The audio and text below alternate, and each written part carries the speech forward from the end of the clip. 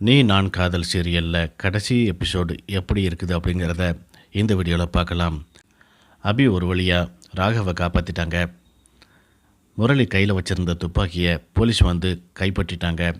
முரளியை பிடிச்சிட்டு ஸ்டேஷனுக்கு கொண்டு போக அங்கேருந்து நகரும்போது முரளிக்கு தொண்டையில் ஏதோ செய்கிற மாதிரி இருக்குது, ஃபீல் பண்ணுறாங்க. இதை பார்த்துட்டு அஞ்சலி சொல்கிறாங்க, என்ன தொண்டையை கவ்வுதா, நீ எனக்கு கொடுக்க வச்சுருந்த அந்த விஷத்தை உனக்கு நான் கொடுத்துட்டேன், இன்னும் கொஞ்ச நேரத்தில் நீ போய் சேர்ந்துருவ அப்படிங்கிற மாதிரி பேசுகிறாங்க. இதை கேட்டு முரளி சைக்கோ மாதிரி சிரிக்க ஆரம்பிக்கிறாரு. முரளி உடனே ஹாஸ்பிட்டலுக்கு கொண்டு போகணும் அப்படின்ட்டு போலீஸ் சொல்கிறாங்க.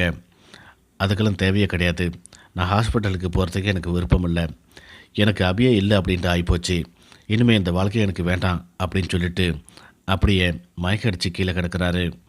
இந்த இடத்துல முரளியோட மனசாட்சி பேசுகிற மாதிரி காட்டுறாங்க.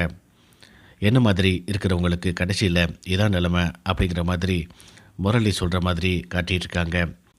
அதுக்கு அடுத்த சீனில் 4-5 வருடங்களுக்கு பிறகு அப்படின்னு சொல்லிட்டு அபி, அனு, ஆகாஷ் எல்லாருமே ஒற்றுமையாக இருக்கிற மாதிரி, எல்லாருக்குமே ஒரு குழந்தை பிறந்திருக்குது. அதே போல் அஞ்சலிக்கும் குழந்தை பிறந்துருச்சு. 3 குழந்தைகளையும் ஒன்றா உட்கார வச்சு பாட்டி சாப்பாடு ஊட்டிகிட்ருக்காங்க. அஞ்சலியும் பக்கத்தில் உட்காந்துருக்காங்க. ராகவ், அபி 2 பேருமே ரொமான்டிக்காக பேசிகிட்டு இருக்காங்க. அணுவோட அம்மா அப்பாவை அபி கால் பண்ணி வர வைக்கிறாங்க.